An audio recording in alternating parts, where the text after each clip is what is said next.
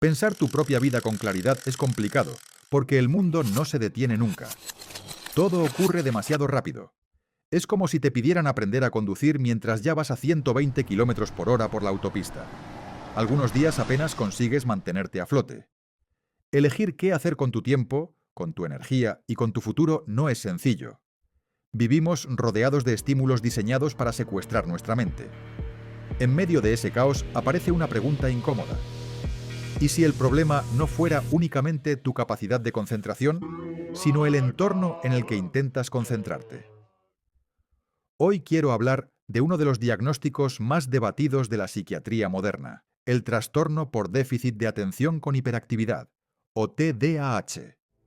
Un diagnóstico que suele basarse en listas de comportamientos observables y que genera discusiones intensas tanto dentro como fuera del ámbito científico. Para algunos profesionales se trata de un trastorno del neurodesarrollo. Para otros es principalmente una condición con fuerte influencia genética. Y para no pocos críticos es el resultado de experiencias tempranas adversas o de un sistema educativo mal diseñado. Pero en este episodio quiero proponer una idea distinta. No solo que el TDAH tenga una base biológica heredable, sino que en determinados contextos podría haber sido una ventaja evolutiva. No un error del sistema, sino una adaptación. Para entender por qué esta idea genera tanta resistencia, primero hay que hablar del modelo médico tradicional. La psiquiatría ha heredado una forma de pensar centrada en la enfermedad. Identificar síntomas, agruparlos y clasificarlos como patología. Este enfoque ha sido útil, pero es insuficiente para comprender la complejidad del comportamiento humano. Un enfoque alternativo consiste en preguntarse no solo qué falla, sino para qué pudo servir. El pensamiento evolutivo nos recuerda que muchos comportamientos que hoy parecen problemáticos surgieron porque aumentaban las probabilidades de supervivencia. Incluso respuestas corporales y mentales que hoy consideramos disfuncionales pueden tener raíces adaptativas profundas. Y es aquí donde entra el TDAH. Es el trastorno del neurodesarrollo diagnosticado con mayor frecuencia. Se caracteriza por impulsividad, hiperactividad y dificultades para mantener la atención. Y sí, se asocia con riesgos reales, bajo rendimiento académico, abuso de sustancias y problemas legales. Nada de esto debe minimizarse, pero asumir que todos los casos de TDAH responden a una única causa o que pueden explicarse únicamente como un defecto neurobiológico es, como mínimo, incompleto. La prevalencia del diagnóstico, su variabilidad cultural y su forma de manifestarse sugieren que estamos ante un fenómeno mucho más complejo. Desde una perspectiva evolutiva aparece un concepto clave: el desajuste evolutivo. Nuestros cerebros no evolucionaron para pasar horas sentados, inmóviles y concentrados en tareas abstractas sin significado inmediato. Evolucionaron para moverse, explorar, reaccionar rápido y adaptarse a entornos cambiantes. Cuando el entorno actual se aleja radicalmente del entorno en el que una característica evolucionó, lo que antes era útil puede convertirse en un problema. Lo vemos con los alimentos calóricos, una ventaja en contextos de escasez, un riesgo en contextos de abundancia. El mismo principio puede aplicarse a ciertos rasgos asociados al TDAH. Originalmente, el TDAH estaba clasificado junto a los trastornos de conducta. Hoy se considera un trastorno del neurodesarrollo. Se manifiesta temprano, tiene un componente hereditario claro y aparece con mayor frecuencia en varones. Estudios longitudinales muestran que muchos niños diagnosticados arrastran dificultades a lo largo de la adolescencia y la adultez. En promedio, existe una ligera reducción en puntuaciones de coeficiente intelectual, pero con una enorme variabilidad individual. A nivel cerebral, no se observan diferencias claras al nacer. Las diferencias aparecen con el desarrollo y el entorno. Y aquí aparece un dato revelador. Los niños más jóvenes, dentro de un mismo curso escolar, tienen muchas más probabilidades de ser diagnosticados con TDAH. Este patrón se repite en múltiples países, lo que sugiere que, en parte, estamos confundiendo inmadurez relativa con patología. Todo esto nos lleva a una pregunta final. ¿Y si el TDAH no fuera solo un trastorno? sino el resultado de una mente diseñada para otro tipo de mundo. Si los rasgos psicológicos persisten a lo largo de generaciones, es razonable asumir que, en algún momento, ofrecieron una ventaja adaptativa. Desde el punto de vista evolutivo, los comportamientos no sobreviven por accidente. Sobreviven porque, bajo ciertas condiciones, funcionaron. Pensemos en nuestros antepasados cazadores-recolectores.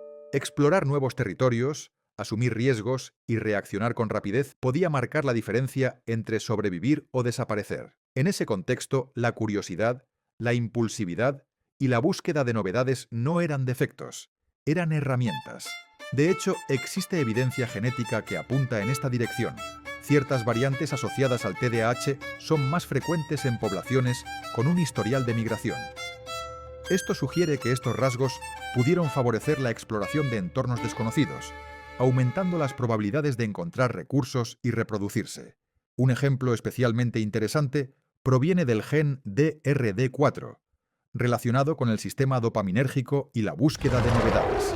La variante larga de este gen se asocia con comportamientos exploratorios, impulsividad y mayor sensibilidad al entorno, y de forma consistente aparece con mayor frecuencia en individuos con síntomas de TDAH.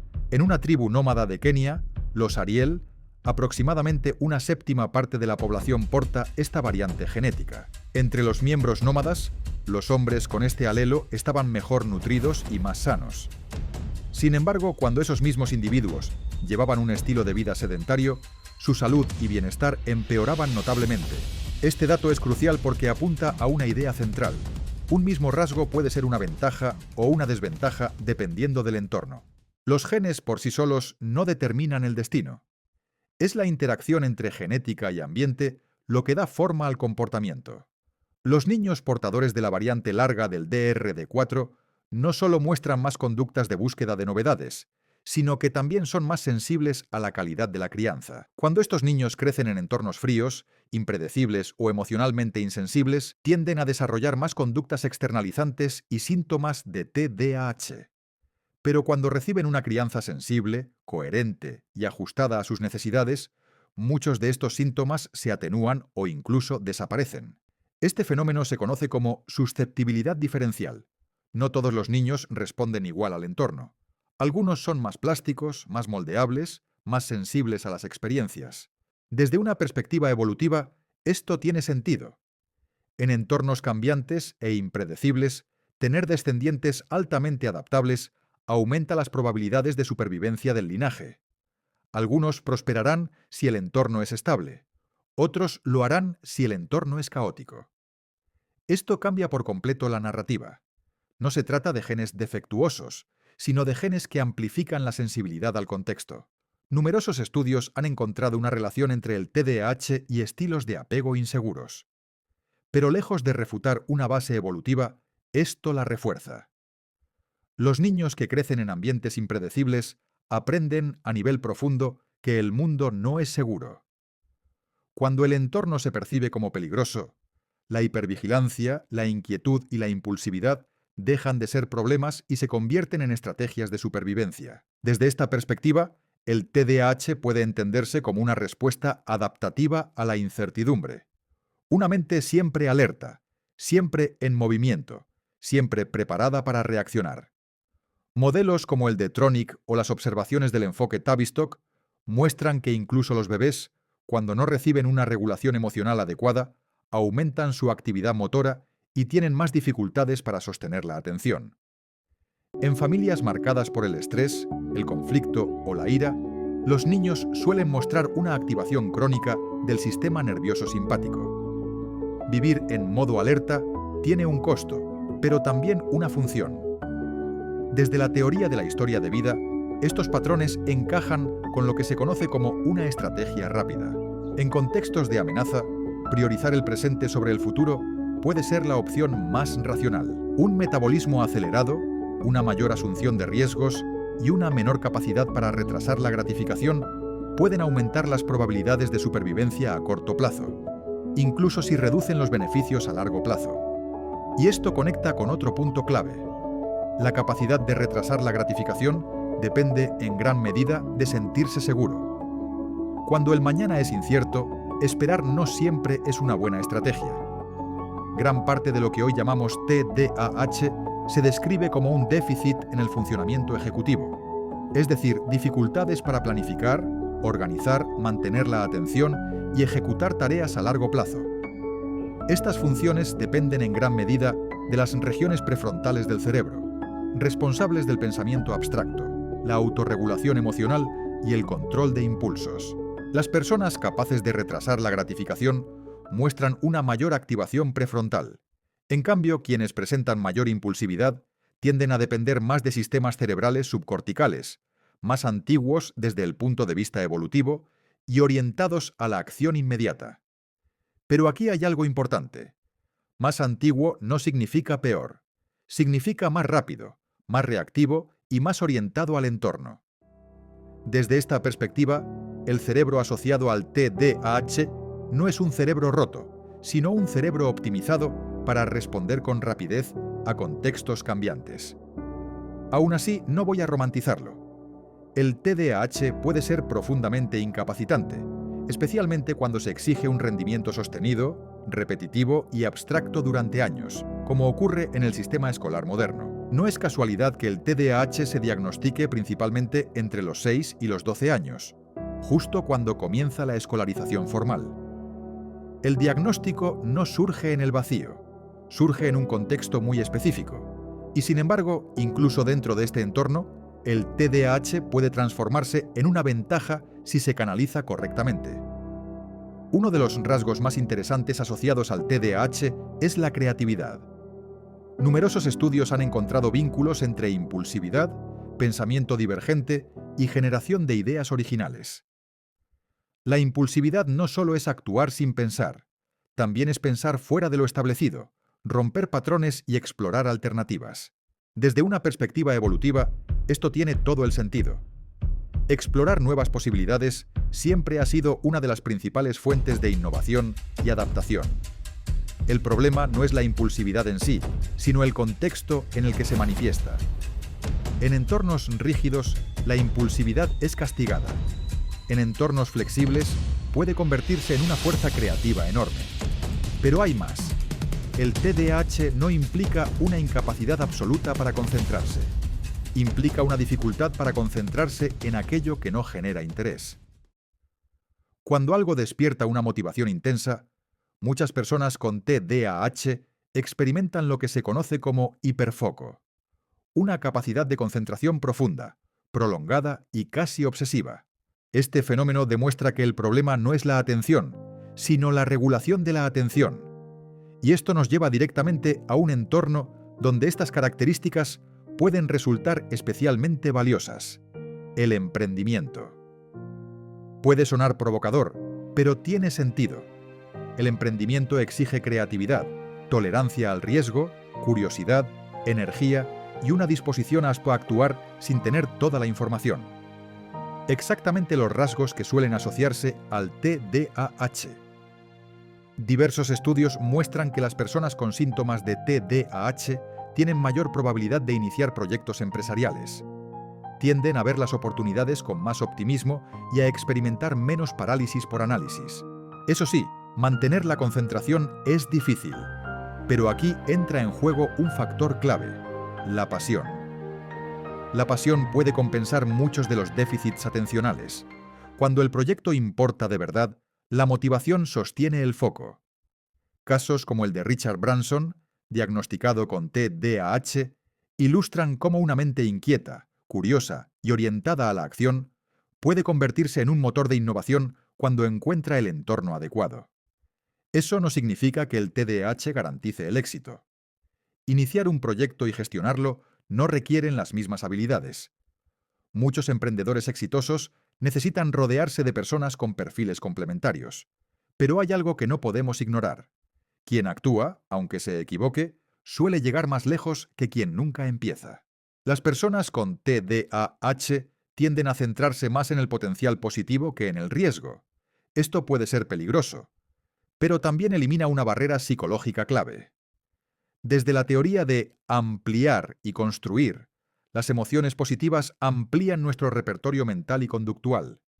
y los entornos que estimulan curiosidad y exploración favorecen el desarrollo de recursos personales.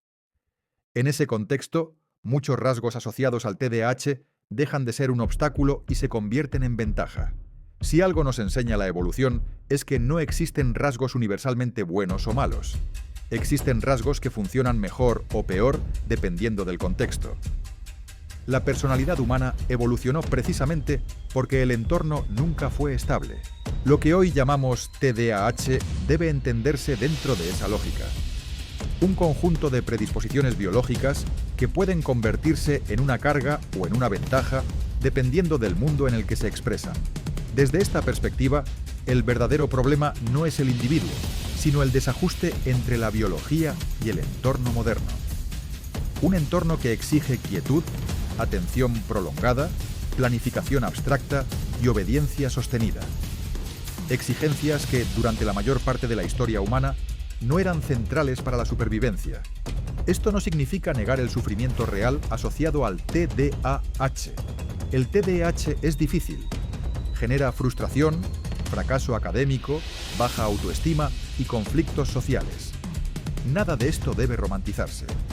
Pero tampoco debería ignorarse una posibilidad crucial: que algunos de los mismos rasgos que hoy generan problemas fueron, en otros contextos, profundamente valiosos. En entornos impredecibles, una mente inquieta, exploratoria y sensible a los cambios no es un defecto, es una herramienta. La hipervigilancia, la impulsividad y la dificultad para retrasar la gratificación pueden ser adaptaciones razonables cuando el futuro es incierto. La evolución no optimiza para el bienestar moderno. Optimiza para la supervivencia y la reproducción. Y desde ese punto de vista, tener individuos con distintos estilos cognitivos aumenta la resiliencia del grupo. Algunas mentes están diseñadas para mantener el orden, otras para romperlo y explorar lo desconocido. El problema aparece cuando intentamos forzar a todas las mentes a funcionar igual. Si aceptamos que el TDAH tiene, al menos en parte, una base adaptativa, entonces cambia la pregunta. Dejamos de preguntarnos únicamente cómo lo eliminamos y empezamos a preguntarnos cómo lo integramos. Esto implica repensar la educación, el trabajo y nuestras expectativas sociales. No todos los cerebros aprenden igual, no todos prosperan en los mismos entornos. También implica reconocer que el tratamiento no puede ser únicamente farmacológico o estandarizado. Para algunas personas, la medicación es útil. Para otras, el cambio de entorno es más transformador que cualquier pastilla. Desde una perspectiva evolutiva, la diversidad cognitiva no es un error del sistema, es una estrategia. Y quizás la pregunta más incómoda sea esta: ¿y si el mundo moderno necesita más mentes como estas, y no menos? Mentes que se aburren rápido, mentes que cuestionan, mentes que exploran, mentes que no encajan del todo, porque son esas mentes las que históricamente han empujado a la humanidad hacia territorios desconocidos. El TDAH no es un superpoder en sí mismo, es un potencial que puede destruir o construir dependiendo del contexto, del apoyo y de la dirección. Y si algo deberíamos aprender de la biología evolutiva es esto: cuando un rasgo persiste durante miles de años, probablemente no sea un simple error. Tal vez no estemos ante una patología que deba desaparecer, sino ante una diferencia que aún no hemos aprendido a encajar. Ese era el punto que quería plantear hoy. Saludos y pasemos al siguiente experimento.